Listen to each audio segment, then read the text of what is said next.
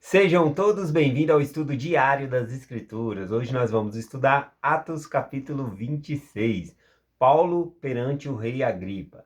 Bom, então Paulo estava preso em Cesareia. Festo não tinha nenhuma acusação a ele, né, para enviar para César julgá-lo. E o rei Agripa vindo visitar Festo, então ele pediu ali que pudesse falar com Paulo também, conhecer acerca do que ele estava ensinando. E aí ele falou: amanhã você vai ouvir. Então hoje, o capítulo 26 se trata disso, né? De o rei Agripa com a sua esposa Berenice e outras pessoas ali diante de Paulo, né? Com suas roupas todas luxuosas ali. E Paulo, né? Com roupa simples e preso, né? Pelas mãos ali, algemado, né? Com laços e correias, né? Atado na mão ali perante eles para ser interrogado. E assim ver se tinha alguma acusação para escrever uma carta para César, né? Esse era o propósito aqui. E a curiosidade também, né? Satisfazer a curiosidade aqui do rei Agripa. Então, perante eles aqui no versículo 1, Atos 26, 1 em diante, começa dizendo assim: Depois Agripa disse a Paulo: Permita-te falar-te a ti mesmo. Paulo, estendendo a mão em sua defesa, respondeu, né? Então ele permitiu aqui que Paulo pudesse falar por si mesmo, né? O que passaria na cabeça de Paulo? O que Paulo poderia falar nesse momento, né? Eu tô cansado de me defender, eu já me defendi 1000 vezes, né? Toda vez ele tinha que ir lá e explicar a mesma história, a mesma defesa dele, né? Ele provavelmente poderia dizer assim: eu não vou gastar mais minha saliva com ninguém, né? Eu não vou gastar o meu latim aqui, porque é o seguinte, eu vou ter que ir para César mesmo, então vocês não resolvem nada, então eu não vou falar nada com vocês, eu agora só falo perante César, né? Ou como alguns falam, né? Algumas pessoas, só falo diante do meu advogado, né? Alguns falam assim. Então Paulo poderia usar essa postura, mas ele não faz isso, né? Quando lhe é permitido ali falar, lhe passa a palavra, olha o que ele diz no versículo 2. Ah, Tenham-me por venturoso. Venturoso, né, é uma palavra aqui que significa bem-aventurado, né, que nós estamos ser feliz. Ou seja, Paulo está falando: tenham-me por feliz, ó rei Agripa, que tenha me permitido hoje me defender em todas as coisas que sou acusado pelos judeus. Ele está falando: eu estou feliz de estar aqui e poder falar com você, rei Agripa. Por que ele estava tão feliz? Porque ele ia compartilhar o testemunho dele, ia compartilhar o evangelho. Paulo não perdia tempo. Veja que, embora ele tivesse feito isso várias e várias vezes, né, se defendendo aí, e cada vez que ele fazia isso, ele fazia com satisfação, porque era o testemunho dele. Então ele pregava a palavra de Deus, e é o que a gente vai ver ele fazer aqui para o rei Agripa e todos que estão junto com o rei Agripa aqui. Versículo 3. Mormente sabendo que és versado em todos os costumes e questão que há entre os judeus, pelo que te rogo que me ouças com paciência. Então, ele sabendo que o rei Agripa, ele tinha sangue judeu, né? Ele tinha parentesco com Herodes, tudo. Então ele tinha conhecimento, né, dos costumes judeus. Então aqui Paulo ele pode dar uma abreviada, ele não precisa explicar cada costume. Ele vai poder falar de uma maneira mais aberta, porque o rei Agripa já entende desses costumes aqui. Então ele fala: fico feliz de poder falar com você, que você já entende esses costumes. Ou seja, ele poderia explicar as escrituras, que é o que Paulo vai fazer. Quando ele estava nos gentios, os gentios não criam nas escrituras, ele tinha que levar a mensagem de uma nova forma, fazer uma nova abordagem ali. Mas aqui não, o rei Agripa conhecia as escrituras, então ele poderia usar as escrituras. A única coisa que ele pediu para o rei Agripa foi para que ele ouças com paciência, né? Também poderia ser traduzido aqui com longanimidade. Essa palavra de ouvir a palavra, o testemunho dele com longanimidade, com paciência, né? Eu lembrei da igreja. A gente tem que estar na igreja com paciência, com longanimidade, desfrutando cada discurso, cada aula, com interesse realmente de aprender, de estar ali, tá bom? Também a gente não vai à igreja somente para obter, para ganhar, né? Ou seja, no sentido de aprender algo, mas também nós vamos para compartilhar, para ajudar outras pessoas que precisar ali. A gente tem que estar sempre à disposição. É uma oportunidade de servir a Deus. Então não devemos ter pressa na igreja para voltar para casa. Devemos realmente desfrutar de cada momento ali. E aqui é o que Paulo pede, né, para o rei Agripa, né? Que me ouças com longanimidade, com paciência, né? Que eu vou conversar com você aqui. Então, interessante aqui ele fala isso. Versículo 4. A minha vida, pois, desde mocidade, do qual transcorreu desde o princípio, em Jerusalém, entre os da minha nação, todos os judeus bem sabem. Conhece-me já desde o princípio, se quiserem testificar que conforme a mais severa seita das religiões, vivi fariseu.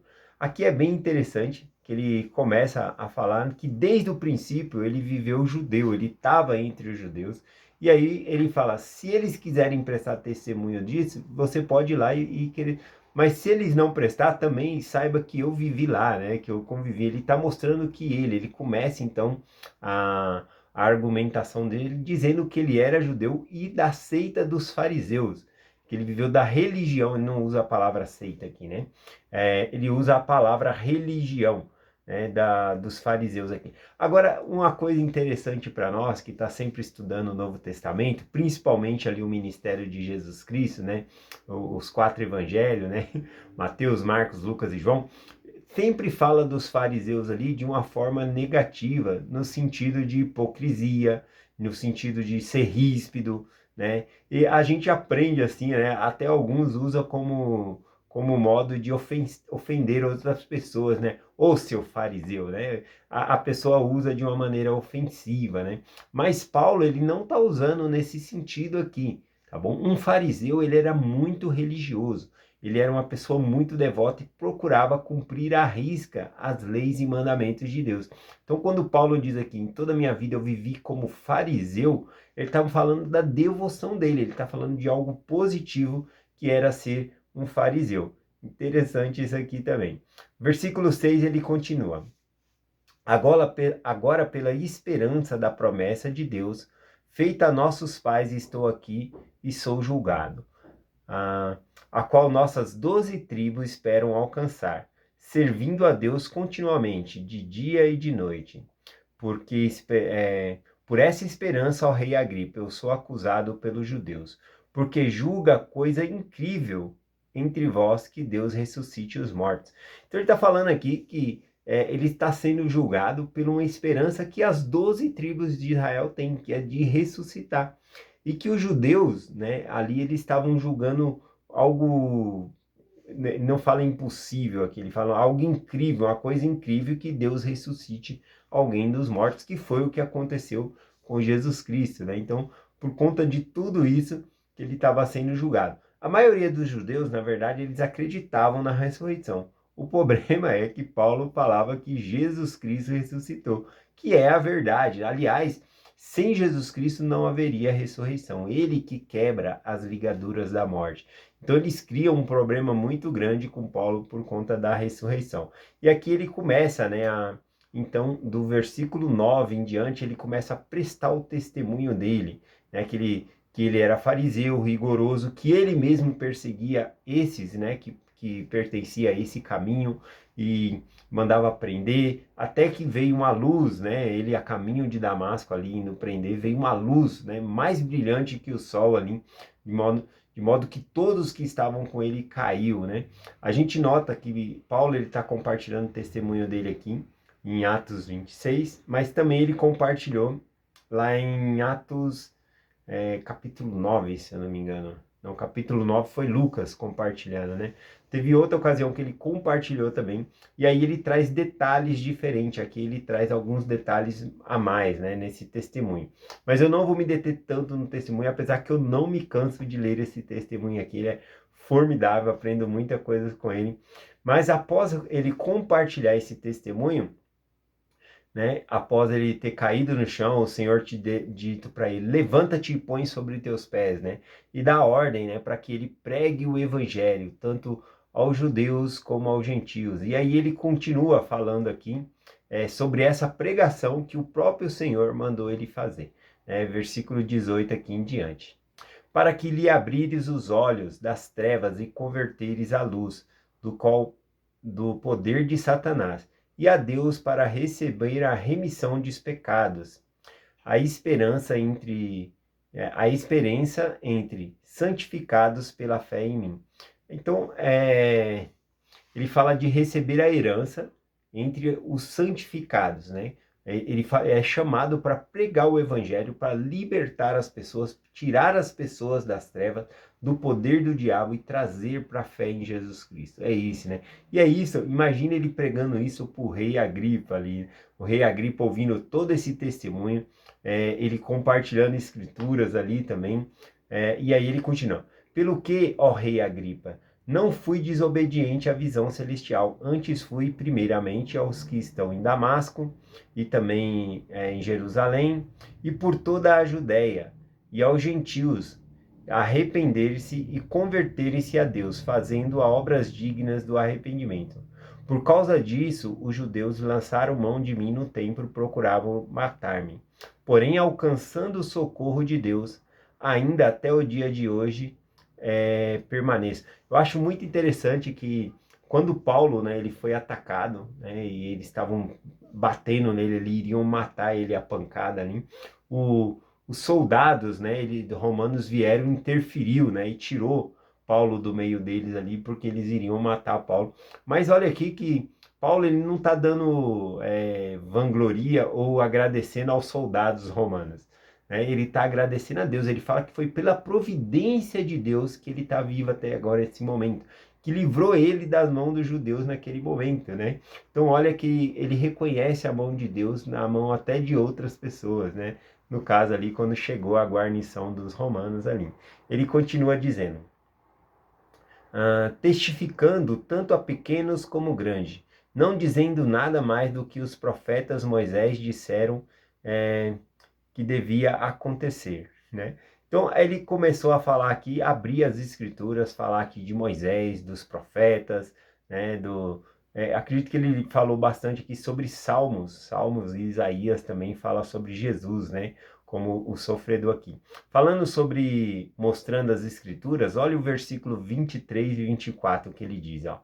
Que isso é, que Jesus Cristo deveria padecer, sendo primeiramente ressurreto dos mortos, que havia de anunciar a luz a este povo e aos gentios.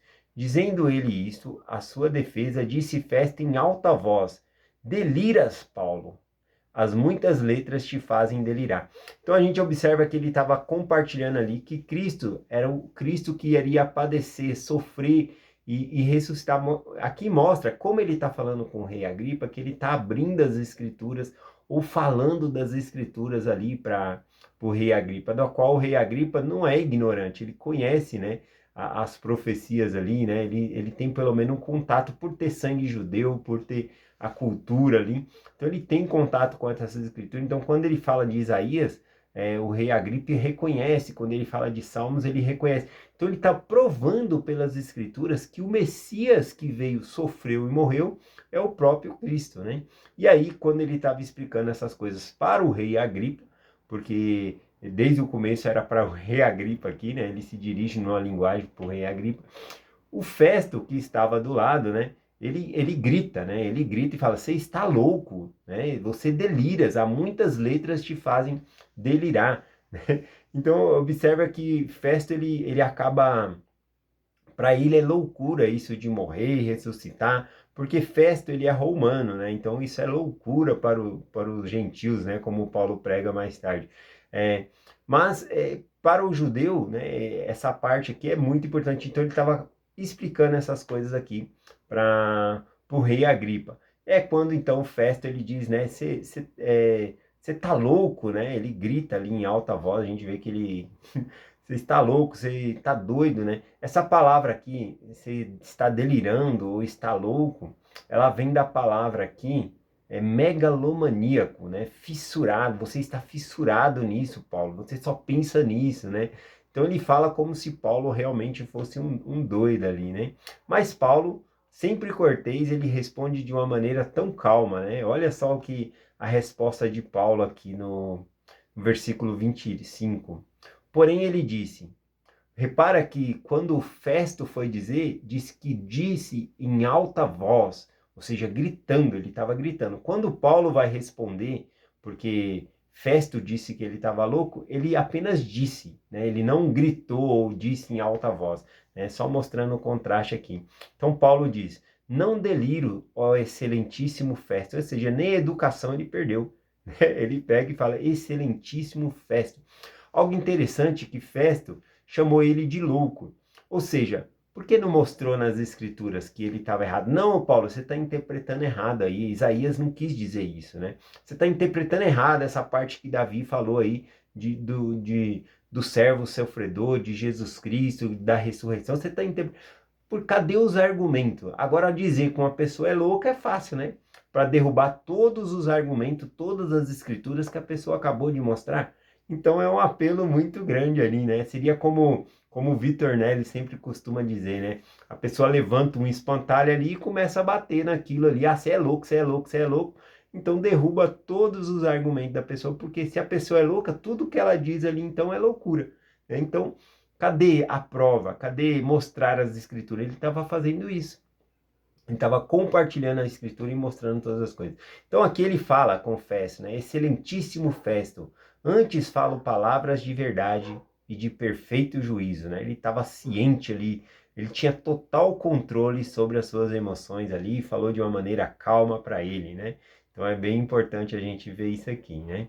Então ele pega e começa a se dirigir ao rei Agripa, porque ele se dirige nesse momento aqui para a festa, mas ele volta a sua atenção para o rei Agripa, né? Depois dessa pregação, no versículo 26, ele diz, porque o rei Agripa, diante de quem falo, ousadamente sabe essas coisas, pois não crês que nada disso lhe é oculto, porque isto não se fez em qualquer canto. Ele está falando que essas coisas que ele está compartilhando, as escrituras estão em aberto, né? Ele está mostrando para as escrituras. Então, o rei Agripa sabe dessas coisas, é isso que ele está dizendo aqui.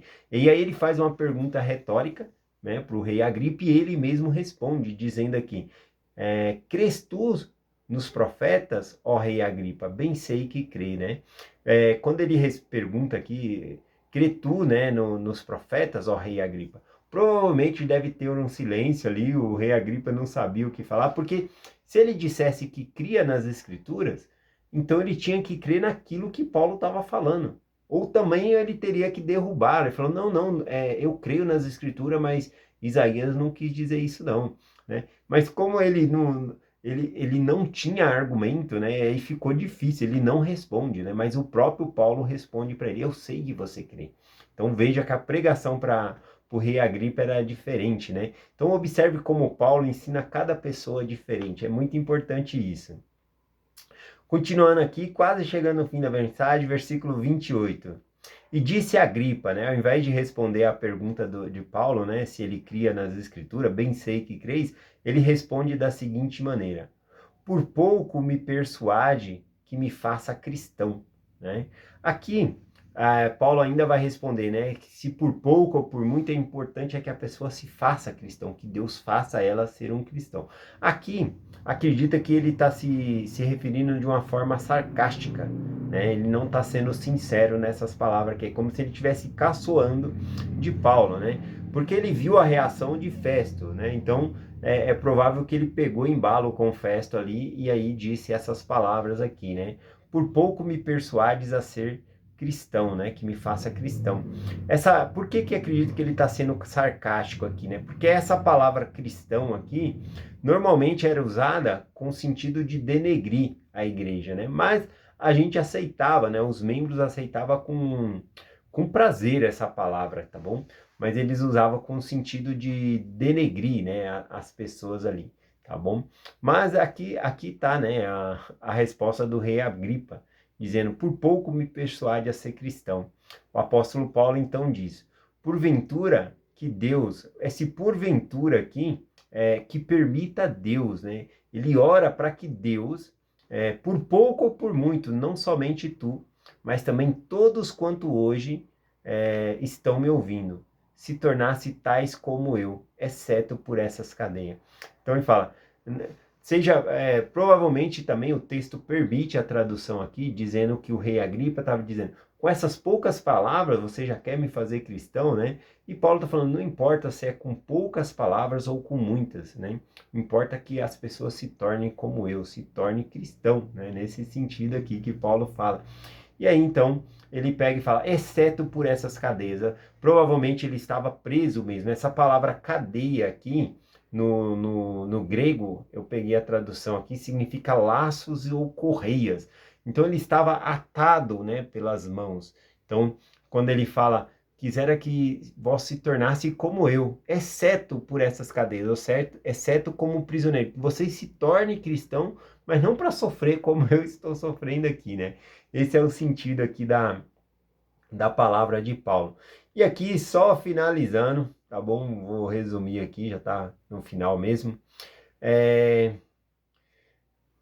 O rei Agripa, né, ele se levanta, sai, o Festo, todos, né, e aí eles começam a conversar, né, fora da ausência de Paulo ali, e aí o rei Agripa, ele diz uma palavra para Festo, né, falando, bem que podia soltar esse homem, né, se ele não tivesse apelado para César, porque não tem crime algum mesmo nele, né, então, mas toda a vida ali, nesse julgamento, Paulo não tinha crime algum, ele poderia ter sido solto qualquer momento, né, mas Félix, ou ele queria suborno, dinheiro para soltar Paulo, ou ele queria também ali no sentido de agradar os judeus e não soltando Paulo, né? Então Paulo fica preso pelo período de 2 anos. Quando esse outro governador aqui ele entra, né? Ele quer agradar os judeus. Ele até queria levar, né, Paulo até Jerusalém, porque Paulo seria assassinado ali. Por isso que Paulo ele pede apelar, né, para César, apelo para César, para ser julgado lá em Roma,